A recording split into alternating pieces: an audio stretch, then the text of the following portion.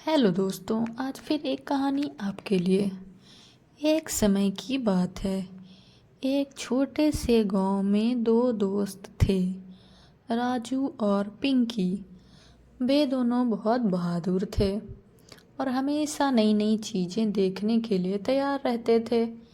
एक दिन गांव के बाहर एक पुराने टूटे फूटे हवेली के बारे में सुनते हैं, जिसके बारे में कहा जाता था कि वहाँ भूत रहते हैं। ये सुनकर राजू और पिंकू ने उस पुरानी हवेली की ओर जाने का फैसला किया। उन्होंने देखा कि आसमान में बादल छा गए हैं और हवा बहुत तेज चल रही है। दोनों ने हिम्मत जुटाई और हवेली की ओर बढ़ने लगे। हवेली के करीब जाकर हवेली की जंग लगी दरवाजे को धक्का दिया। कर्र कर्र की आवाज के साथ दरवाजा खुल गया और अंदर गुप अंधेरा छा गया था। राजू ने अपने मोबाइल की टॉर्च जलाई और उन्होंने देखा कि दीवारों पर मकड़ी के जाले और जमीन पर धूल की मोटी परत जमी हुई है। फिर जैसे ही वे लोग आगे बढ़े, उन्होंने अजीब सी सरगोशी सुनाई दी। पिंकी ने राजू से कहा, यह कैसी आवाज है?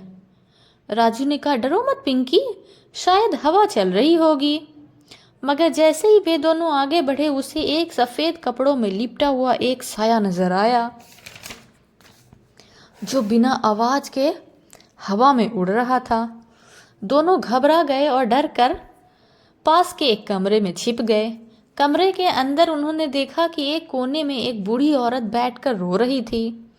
राजू और पिंकी डरते डरते उस बूढ़ी औरत के पास गए और पूछा, आप कौन हैं और यहाँ क्या कर रही हैं? उस बूढ़ी औरत ने बताया कि वो इस हवेली की मालकिन है और धोखे से उसके रिश्तेदार ने उसे यहाँ बंद कर दिया है और लोगों को बोल दिया है कि इस हवेली में भूत रहते हैं, ताकि कोई यहाँ आकर मुझे आज़ाद नहीं करा दे।